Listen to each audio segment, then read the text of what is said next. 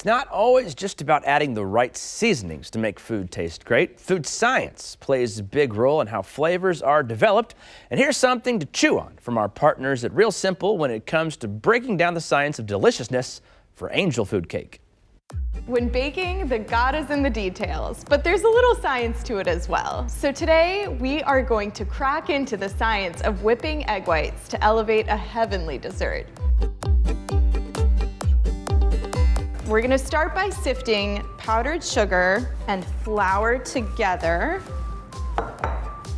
3 times, which feels excessive, but I promise it's worth it when you taste how light and fluffy this cake is.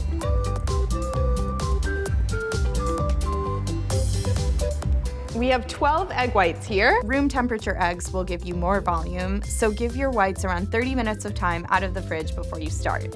The reason why we use cream of tartar is because it's acidic, and acid helps give structure to egg whites because it helps them hold in water and air. Egg whites have to be whipped correctly because they're the only thing that provides leavening in angel food cake.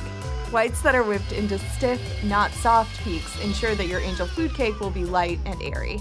Looks like we have reached the soft peak stage, which means it's time to add our sugar. Here, we wait until the foam has already reached the soft peak stage before adding our sugar, because sugar dramatically increases the beating time required to get good volume. That being said, it also helps preserve the structure of your egg proteins, which makes it a lot harder to overbeat them. And we're gonna keep whipping until we reach the stiff peak phase. Let's pause and check. I'm gonna show you guys what stiff peaks look like. Here's a great example. It's like a peak that doesn't wilt over to the side.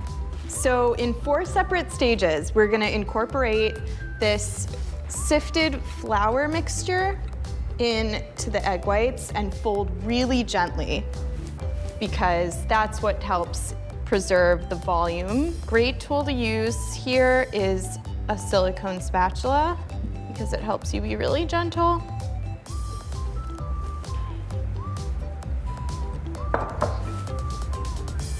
And it's okay if they aren't perfectly incorporated because the most important thing is that you don't deflate your egg whites. All right, so I think we're ready to drop this batter into our pan. Again, be really gentle and try to get it as even as possible. If it's a little lumpy, you can fix it later.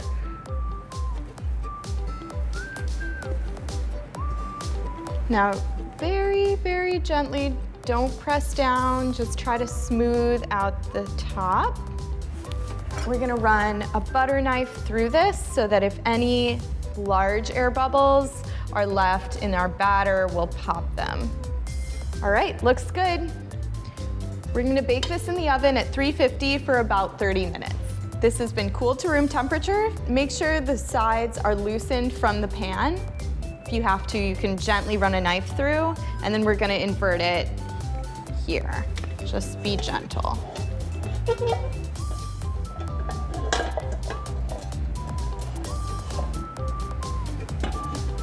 So as you can see, with the proper technique for whipping your egg whites, you'll make a beautifully voluminous, fluffy angel food cake. As you can see, the volume and texture of your egg foam makes the biggest difference in desserts. Over or under beating egg whites can result in an overly dense angel food cake. The good news is that anyone can whip a light and airy foam with up to 8 times the volume for perfect angel food cake like this one with a little science. There you go, you're officially a better baker. You gonna whip your egg whites right next time? I hope so. And besides red velvet, angel food is my favorite cake. Let's be honest, I don't think I've ever met a cake I didn't like.